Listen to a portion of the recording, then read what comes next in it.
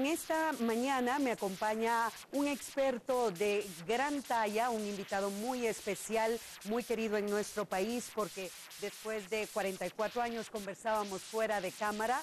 Se encuentra con nosotros viviendo ya en Guatemala el doctor Alberto de Aragón y Asociados, a quien me permito darle la más cordial bienvenida al set de T13 Noticias y también presentarlo ante nuestros amigos televidentes. Gracias, ¿Cómo está, don Alberto? Gracias a Dios, muy bien, agradecido por ser invitado, honrado por tu presencia. Muchas gracias. Muchas gracias. Conversábamos un poco fuera de cámara que usted ha compartido gran parte de la historia de procesos electorales en nuestro país como experto. ¿Después de cuántos años, qué percepción tiene ahora en estos comicios electorales 2015? Es un cambio total, o sea, los últimos o los primeros trabajos que hicimos eran todavía la parte final de los gobiernos militares, etcétera. Participamos en ellos y después en todos hasta el momento actual. Esto es un cambio total, o sea, nunca habíamos visto una situación como la que se está dando y la que ha producido todos estos cambios. O sea, en un pueblo haciendo reclamos de derechos que se le habían conculcado, o sea, no los tenían siempre, pero nunca se le habían reconocido.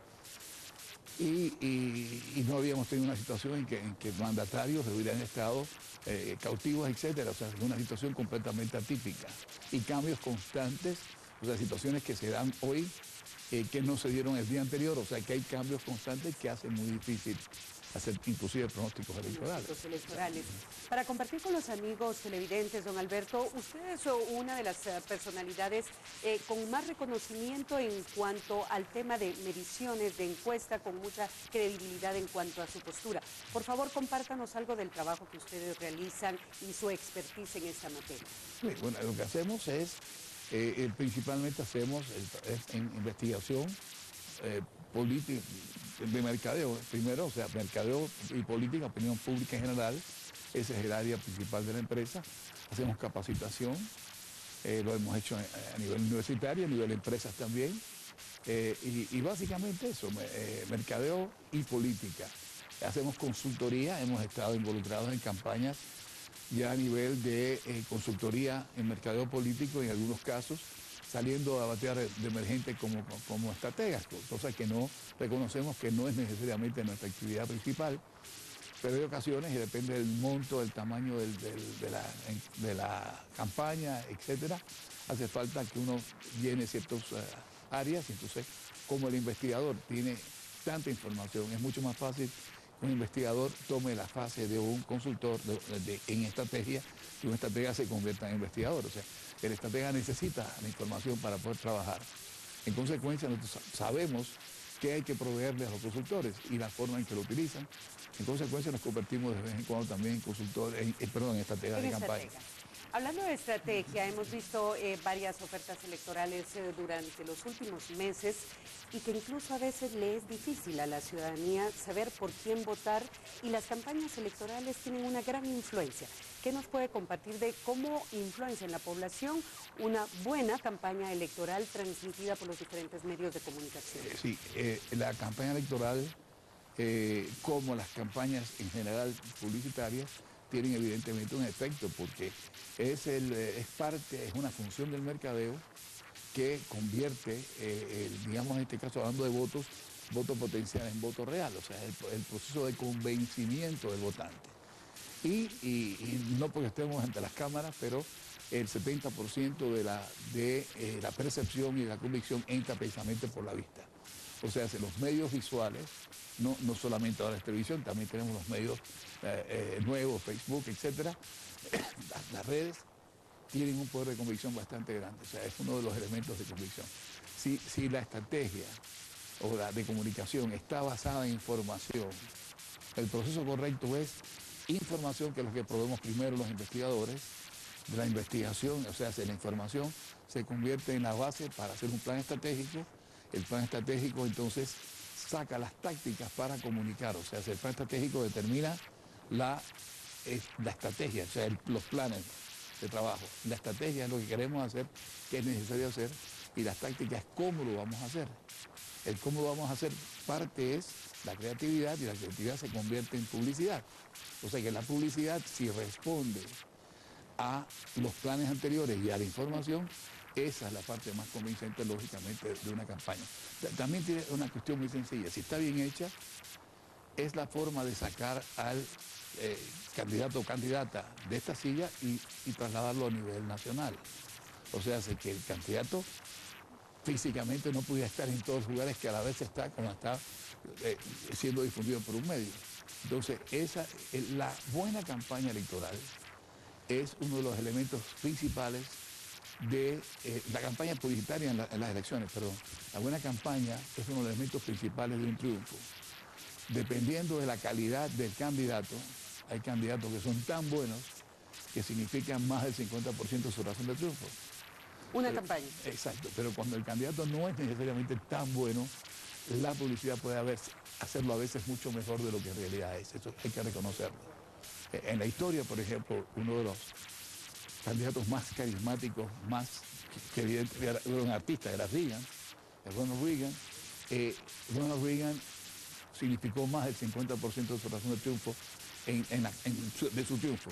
O sea que la publicidad no llenó necesariamente, la publicidad trasladó lo que Reagan era.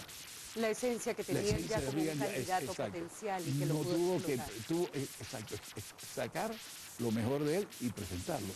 No tuvo que ocultar muchas cosas. Había otras campañas que no queda más remedio que empezar a construir en esa imagen y que eso debiera ser lo que esperaríamos los ciudadanos, que la esencia del candidato se pueda trasladar por medio de una campaña para conocer esa esencia de las propuestas con contenido, para poder tener una elección responsable y no simplemente una campaña agradable a la vista del mundo. Sí, pero ahí hay que reconocer que la responsabilidad principal es del candidato. Lo que va a plantear que sea verdad, que esté dispuesto a hacerlo, lógicamente surge de la investigación y de lo que la gente quiere y necesita, eso hay que reconocerlo, pero que esté dispuesto directamente a hacerlo. Lo que nosotros en la parte ética nos preocupa es que lo que se diga, lo que se haya investigado, se plantee como necesidad y después lo prometan, estén dispuestos a cumplir. Por supuesto, esa congruencia entre lo que se está diciendo y lo que se está dispuesto a hacer. Si yo estoy diciendo algo porque me va a producir voto y no lo voy a hacer, eso no es ético, eso es mentira. Entonces es una forma de utilizar la publicidad y las herramientas de mercadeo para engañar a la sociedad. Con eso no estamos de acuerdo. Hoy el presidente decía, luego de emitir su voto en el centro de votación donde le correspondió emitir su sufragio, que las poblaciones pueden perdonar a quien los oprima, pero no a quien los engañe.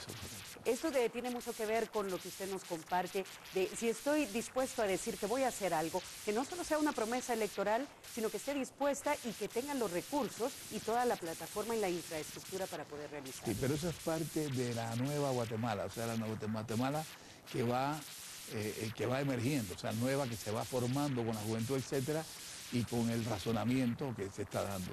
Porque si vamos a la historia, hubo una figura que prometió su país sangre, sudor y lágrimas, que fue Winston Churchill.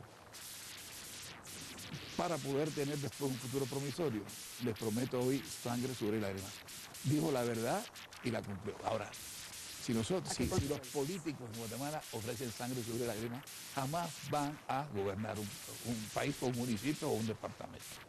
Desgraciadamente, en la campaña, en algunos casos se exagera una verdad o a veces dicen mentiras en función de lo necesario. El punto sería que esas necesidades estuvieran dispuestos realmente a solucionarlas. Si de entrada saben que lo que están es mintiendo, ahí es donde entra la parte no ética de la publicidad política. Hemos hablado de campañas y de publicidad política, hablemos ahora de datos, de cifras, de estadísticas, que usted es de los personajes con mayor conocimiento en el tema y su palabra siempre es muy respetada cuando usted hace proyecciones y puede analizar las diferentes encuestas que se publican en nuestro país. ¿Qué nos puede decir de la última encuesta que se publicó en diferentes medios de comunicación y cómo ha ido viendo usted ese cambio en las cifras en cuanto a los principales punteros de los candidatos que podrían ser los que pasen a una segunda vuelta electoral de darse? Sin lógicamente decir nombres. Por supuesto. Recientemente analizamos tres encuestas, una hecha por nosotros en julio, una posterior y dos de agosto, o sea, las dos mucho más recientes. La más reciente, o sea, lo que sucede, esto tenemos que tener claro, que la encuesta, cuando se trata de la encuesta, que es el estudio que necesita validez estadística. O sea, uno hace una encuesta cuando necesita dar cifras. decir fulano está en 20 y tantos por ciento. Cuando hay cifras, es una encuesta. Cuando hay información de base para analizar las necesidades, los aspectos emocionales, es un estudio cualitativo, a base de grupos focales, etc. La encuesta en este caso es lo que se publica. La gente quiere ver números. ¿Qué sucede con la encuesta? Que la encuesta levanta datos hoy, que tiene que procesar durante un lapso, claro. Después tiene que hacer sus cuadros, después tiene que hacer sus gráficas y presentarlos, y cada vez se hace más rápido. Había una época, al principio nuestro, todo era manual, y se tomaba a veces 15, 20 días. Ahora se puede lograr el resultado. Es más, ya tenemos nosotros, que entre paréntesis parece increíble, no hemos tenido mucho éxito comercializándolo, pero ya tenemos la fórmula de hacer el trabajo en tiempo real. En otras palabras, tenemos ya la habilidad de cada minuto que esté pasando poder tirar una curva de lo que está pasando en el medio, porque va directamente, la información no se tabula, va directamente al usuario. Y tenemos también el sistema de georreferencia, es decir, que la entrevista que yo le hago a usted la estamos filmando con un satélite y le podemos enseñar al usuario más tarde. Pero tampoco, eso ha tenido un poquito más, pero todavía porque parece medio increíble. Ahora, la forma tradicional, que es como se hicieron estas encuestas, lo que era verdad hace 10 días, es lo que se está presentando 10 días después. Que pudo haber cambiado por la coyuntura del país. Pudo haber cambiado. Claro. O sea, la encuesta es tan honesta como lo que está pasando en el momento que se levantó. Y le voy a poner un ejemplo muy respetuoso. Acabo de hacer alusión a Alfonso Portillo en otra entrevista que me hicieron.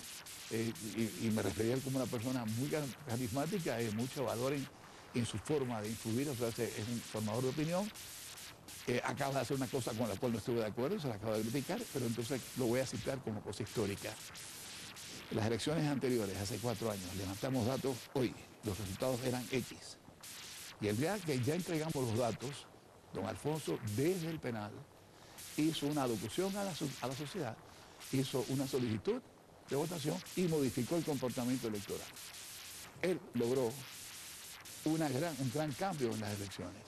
¿Cómo se iba a medir 3 días antes lo que le iba a decir 3 días después y el efecto que iba a tener? Imposible. Sí. Tuvimos doña Sandra, que supuestamente la sacaron de la contienda, ya no podía, pero entonces 2 días después que estaba, lógicamente, bastante mal, salió a buscar votos. Cuando ella salió a buscar ya se habían dado datos, entonces ella logró meter 870.000 votos a 2 partidos, no viene el caso de quienes, diputados que ella quería, inclusive presidencial. ¿Cómo no va a medir antes el efecto de eso? Entonces, la ventaja de esto ahora es que se mide casos reales. Ahora, para ella tu pregunta, lo que estaba pasando hace 10 días señalaba que habían 2 figuras, había un empate técnico entre 2 figuras, una figura nueva que estaba surgiendo y una figura que viene luchando muy fuerte y acercándose a una figura, y cerca todavía una figura que también está en la lucha, y una que es su primera contienda, emergiendo fuertemente, creciendo. Ok, eso era verdad ese día. Ese día iban a segunda vuelta estas 2 figuras. Al momento actual no hay que descartar que la tercera figura que venían creciendo sea la que vaya a segunda vuelta con 15, ya venía colocándose ya primero.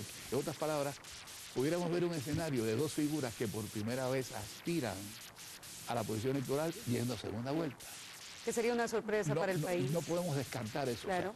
O sea, lo que dijimos ese día es que una figura que ya había participado y una figura surgiendo iban a segunda vuelta. Hoy no podemos descartar que sean 2 figuras nuevas. Pues incluso ayer en la noche hice una nota, inclusive en mi página, había una encuesta que yo no tengo por qué pensar que no es honesta, que enseñaba 5 empates técnicos. O sea, las 5 primeras figuras estaban en empate técnico y después venían todos los demás. Lo que venía sucediendo anteriormente es que habían 2, 3 figuras, o 2 figuras en empate técnico, en primer lugar, 2 o 3 figuras empatadas, en segundo lugar en empate técnico y todos los demás. Ahora podrían haber Ahora, si esa encuesta de ayer, que yo no tengo por qué no respetarla, pareciera que hubiera 5, quiere decir que cualquiera de los 5, en lo que suceda entre ayer y hoy, pudieran ser lo que fueran, todavía pudiera ser otra persona más que fuera a esa segunda vuelta. Mi predicción, o sea, humildemente, lo que vimos de tendencia, es que va a haber una figura que no había participado nunca. Es más, ya no se pueden dar cambios en los resultados electorales. O sea, lo que digamos ahora no va a tener un efecto. Entonces, en lo que vimos, en nuestra percepción, va a haber definitivamente esta es una figura nueva que surge, que ha tenido un crecimiento muy grande porque ha, por una forma natural, sin tener que hacer un esfuerzo, representado el antipolítico que los guatemaltecos ya estaban ofendidos y molestos. Ya estas manifestaciones, estas exigencias, etcétera, vienen porque los guatemaltecos están molestos y ofendidos con la política y los políticos. Hay una figura que representa el antipolítico. Totalmente lo distinto, sin hacer mucho esfuerzo, simplemente porque no lo es. Y esa figura ha crecido por inercia solo. Y la responsabilidad que conlleva esa oferta electoral en estos momentos ante una sociedad que, como usted bien dice, está cansada de la política que hemos visto en los últimos años y los políticos que hemos visto durante los últimos años y que hasta cierto punto en nuestra generación se ve como defraudada, de que ha habido un ofrecimiento y no se ha cumplido. Es correcto. Que ha habido una campaña electoral en donde se promete algo y no llegamos ni siquiera a las mínimas expectativas de mejora con la ciudadanía. Y después se apoderan de sus bienes, de los bienes de la sociedad, de una forma que después se evidencia. Eso tiene que frustrar a la sociedad definitivamente, porque se evidenciaron esas acciones. Entonces, está harto de la política, es lógico, es comprensible. Y lo que implica para un candidato que pudiese surgir con digamos, refrescando la política en el país, sin haber tenido participación anteriormente, porque está generando expectativas en una población que espera mucho y está poniendo un estandarte muy alto. Y es precisamente de lo que no puedo decir critiqué, sino diferir a Alfonso Portillo. Diciendo nuevamente que es una figura que es capaz de mover masas por la política. Ya dije el ejemplo hace 4 años. Él dijo que él no le daba 6 meses a un gobierno nuevo que no se alineara con las demandas que plantea una sociedad. Yo creo que poner fechas, poner lapsos, es muy arriesgado y muy peligroso. Entonces yo lo que diría, y después él añadió la cosa que aunque sí estuve de acuerdo, que tenemos que ser un gobierno de acuerdos. O sea, tiene que haber acuerdos, tiene que sentir la sociedad que está representada por una figura que está entendiendo sus necesidades, que es diáfana y que es clara y que no se está apoderando nada que le pertenece a su sociedad. Y lleguemos a acuerdos. Y entonces de acuerdo, vamos entonces a completar los 4 años, que es lo que dicta la ley, que es lo que hay que respetar. ¿Y qué es lo que esperaríamos todos los guatemaltecos? Llegar y lograr un consenso en la situación que tiene actualmente el país, con las deficiencias que podamos tener como país, esos retos, pero darle principalmente a la ciudadanía una luz y una hoja de ruta para decir, esta es la dirección correcta. Y entender que el todo significan todos los guatemaltecos. No podemos tener un presidente para cada sector, para cada segmento y para cada grupo. Es el presidente de todos los guatemaltecos o la presidenta de todos los guatemaltecos. Entonces eso lo que hay que hacer es apoyarla y hacerle posible su ejecutoria. Y en esto ahora aprovecho e insisto, lo he dicho muchas veces, en la universidad inclusive, en una plática que tuve hace poco, en la Universidad de San Carlos, es que los tomo todos juntos y no hago uno bueno de los 14. Totalmente en desacuerdo. Los 14 tienen cosas muy buenas que ofrecer, cada uno individualmente. Pero hay figuras que llenan muy bien las necesidades reales de esta sociedad. Hay figuras que son brillantes, hay figuras que tienen ejecutorias sin tacha, hay figuras que tienen récords universitarios de primera. O sea, sí tenemos calidad ahí, pero si no queremos calidad, o sea, hemos vivido irrespetando nuestras instituciones. En muchos casos ha habido razones para hacerlo. Pero yo creo que llegó el momento en que empecemos a respetar nuestras instituciones. Y la principal es la que estamos construyendo ahora, es la presidencia. Esa es una institución. Y empecemos por respetarla. Elijamos a quien nos dé la gana, que cada cual elija a quien quiera. La suma de las mayorías va a ser, y yo voy a respetar el que usted eligió, aunque no haya sido el mío. Y trabajemos juntos con él o con ella. Y algo muy importante de lo que usted dice, don Alberto, y es que ha sido como el mensaje para esas campañas de llamar a no votar.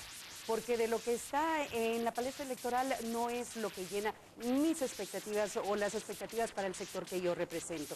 ¿Y qué ha hecho esto? Pues mermar en la ciudadanía de abstenerse a un derecho ciudadano y que alguien más elija por nosotros y que coloque a quien ellos dispongan. Ese mensaje que usted da es de suma importancia. Es que la persona que llegue a gobernarnos por los próximos 4 años no va a ser una persona individual. Tiene que tener un equipo, una estructura de país. Y tiene que ser un compromiso de nación para poder caminar hacia la ruta que Y nosotros pongámonos todos de acuerdo con él. De repente escoge de sus 13 contendientes gente muy buena para cogobernar y saquémoslo adelante. Porque si lo vamos a empezar a combatir desde ahora, simplemente no vamos a lograr nunca nada como nación. Y el cambio empieza por nosotros. Por nosotros, y es una gran oportunidad. Esto que ha sucedido en Guatemala es una excelente oportunidad para Guatemala. Aparte, Guatemala es uno de los países más ricos del mundo de forma natural. Y de forma natural no deberían existir pobres en Guatemala. El país es capaz de producir suficiente para que no hubiese gente necesitada. Lo que ha pasado es que desgraciadamente nos han mal administrado, por no utilizar otros términos. Bueno, pues contribuyamos ahora a que se administre bien y que todos tengamos un pedazo, en la parte alícuota que nos corresponda, sea suficiente para vivir como personas, seres humanos que merecemos eso. Pero si vamos a obstruirlo, no lo vamos a lograr nunca. Don Alberto, el tiempo se nos hace corto, es tan interesante conversar con usted y oír sus opiniones en estos comicios electorales. Tiene millones de guatemaltecos viéndolo en este momento frente a las cámaras de televisión. Un mensaje como una persona que ha contribuido tanto al país y que puede ver desde afuera e interpretar datos, cifras, en este momento histórico para Guatemala. Yo creo que algo que dije hace un ratito es que todos los que fueron a las urnas, a cumplir con las urnas, los que fueron por voluntad propia, no acarreados, los acarreados, qué pena me da con ellos, y cuánto repudio a los acarreadores, los que fueron por voluntad propia, qué lindo, que cumplir con su deber, sobre todo si emiten un voto justo, no el voto blanco a dónde nos lleva, no sirve absolutamente nada más que para ponernos mal ante la opinión pública mundial. Esos que fueron, mis respetos, y los que no han ido todavía están adentro de las 6 de la tarde de los colegios, o las mesas de voto. Es una oportunidad para ejercer un derecho y cumplir con un deber, y para empezar a construir nación. Hoy es el momento de empezar a construir nación. Yo lo felicito a quien haya hecho eso. Muchísimas gracias, don Alberto. Permítame, por favor, ha sido un honor, un gusto tenerlo acá en los estudios de T13 Noticias, agradeciendo el que haya aceptado compartir con nosotros toda su experiencia.